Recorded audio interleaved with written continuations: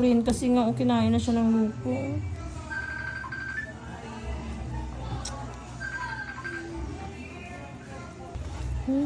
Ano protein natin?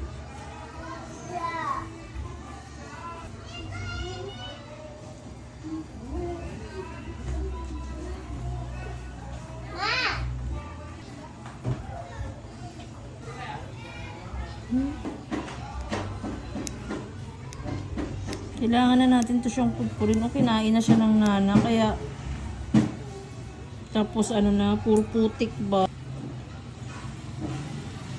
Kaya grabing sakit.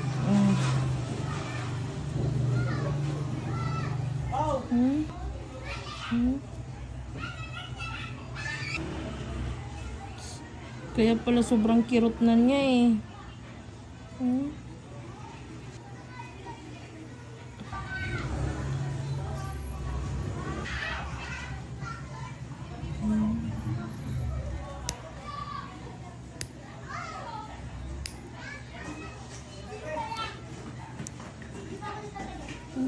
Talaga siya ng buhangin, oh.